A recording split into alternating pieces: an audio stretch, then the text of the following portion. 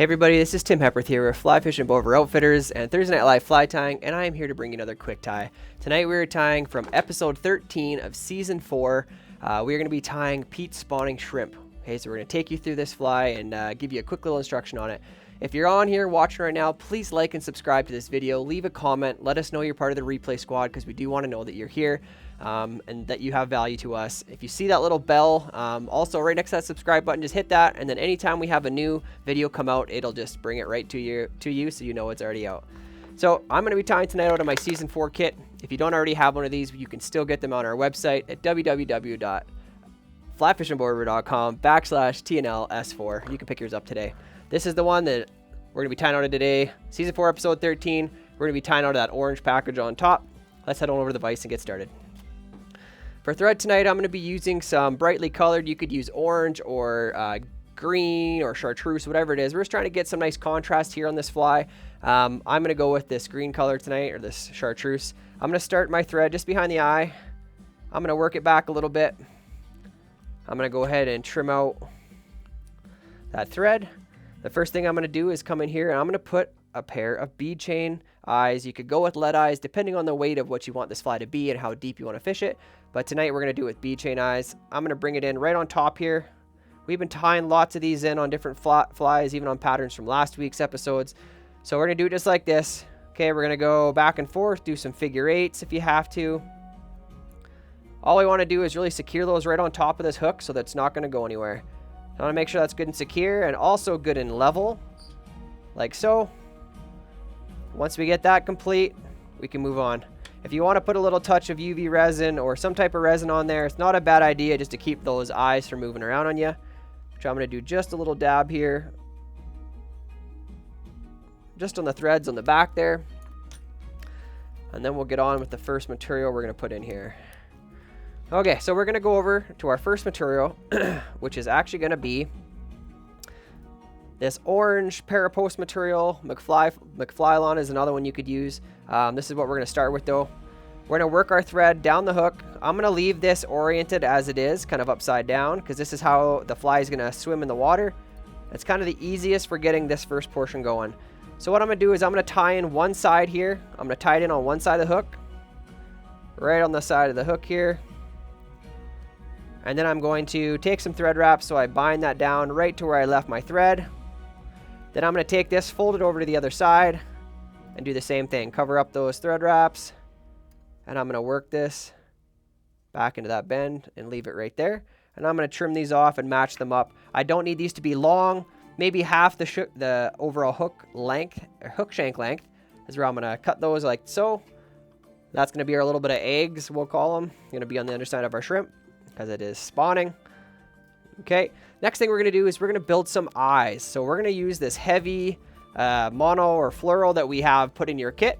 Okay, so what you're going to need is some type of fire. I'm going to use this beautiful smelling candle, like so. And I'll show you what I do. All I'm going to do is I'm going to come in here, I'm going to burn it, and I'll show you what it looks like. Burn it back a little bit so it makes this nice round looking eye. Okay, I'm going to let that cool. I'm going to go grab... I didn't let that cool long enough. I'm going to do it again. Okay, like so. I just spin it so I can kind of control where that little ball is on the back. You want to cool it down. If you don't cool it down, you set it. It's just like glue. It's going to bind itself. So what I'm going to do is while I'm waiting for this to cool down, I'm going to tie it in. So I'll tie this first one on the near side of the fly to me. I want the eye to extend just beyond that first material we put in there, which is that orange material. I'm going to tie it right on the side of the hook on my side. And I'm going to do a little bit of work in bending it here in a moment so you can see that it's right here. I'm going to grab it and I'm going to bend it out a bit so I know it's going to actually stay outside of the fly and it'll be seen. So I like to come in and put a little bend in it. This helps prop it out a bit, like so. You can see it like that. And I'm going to come in and create the other one and do the same thing and tie it in on the other side. So I'll go back to my candle. Make a nice, and the longer you leave it in there, the bigger that little ball is going to get on the end. And it looks a little bit more realistic like an eye. Some people use some powders and stuff with resin to create these, but the lighters or a lighter or a candle or some fire is a real easy way of doing it. Now that I've got it like so, I'm going to match it up to the other side. Take a couple thread wraps. Lock it down. And try to keep those eyes from spinning around too much. And then once I get this bound down, I'm going to do the same thing. I'm going to bend it out a little bit. So it also wants to stick out. Just like so. So we're left with something like that. Okay. Make sure that's good and secure. And I am going to put a little bit of UV resin on this now because I really want to make sure that that's bound down and not going anywhere. And I'll cure that. All right. Next material we're going to go to is we've got this EP fiber material. It looks like so. Okay. I'm just going to take one strand and I'm going to tie it right in between the eyes. Okay. I'm going to do this one on the bottom.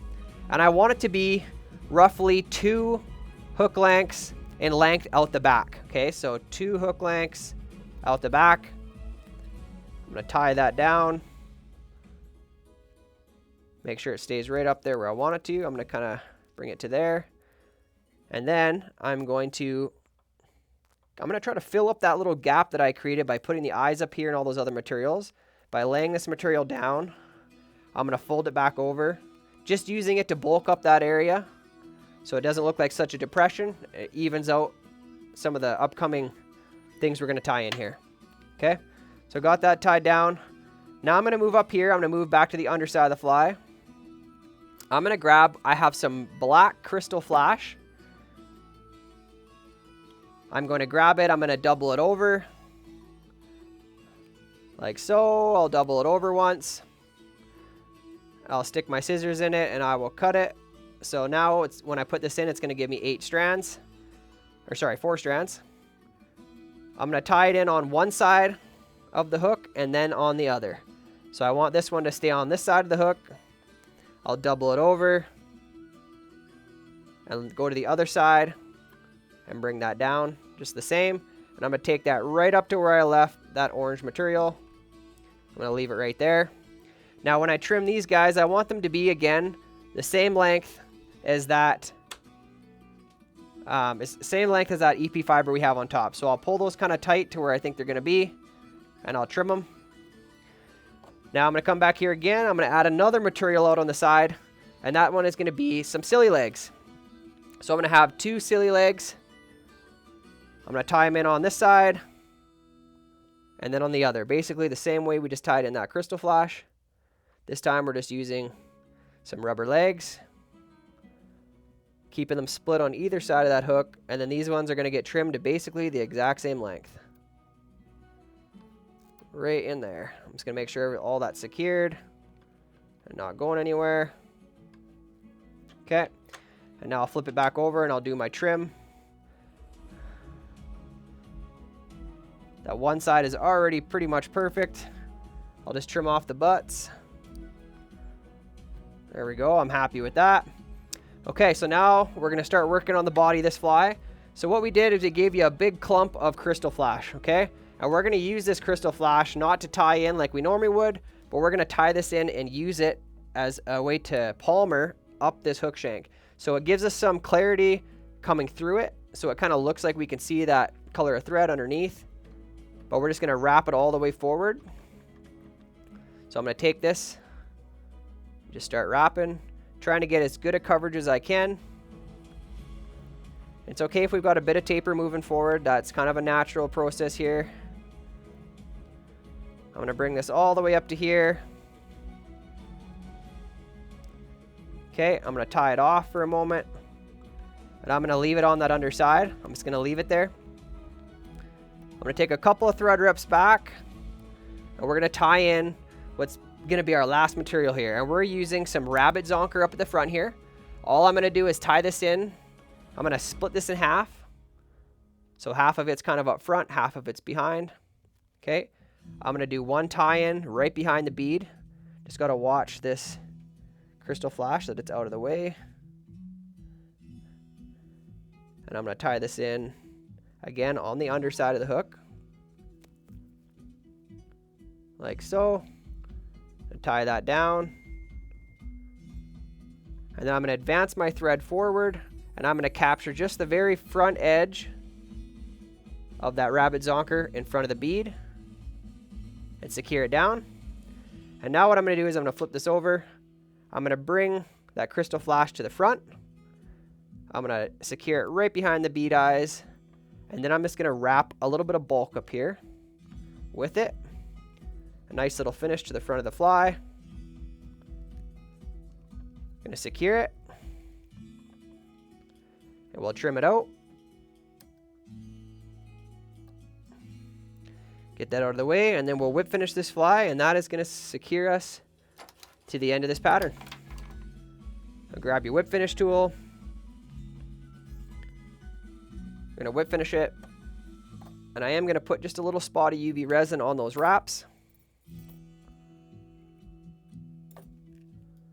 Get that out of the way. I'm going to flip it back upright, or the upside down for a minute. Just make sure I get that to split nicely. Trim out any little bit of flash that you might have in the way. And then I'm just going to put a little bit of resin right up here. I'll cure it. And I'm just going to use my torch here just to get rid of a little bit of that undesired material. And there you have it, folks. That is our spawning shrimp. Another great bonefish pattern you don't want to not have in your box. Have a few in different sizes and different colors. All right. Until next week, don't forget to like and subscribe to this video. Leave a comment so we know you were here. And we'll meet you next week on episode 14 for some more quick ties.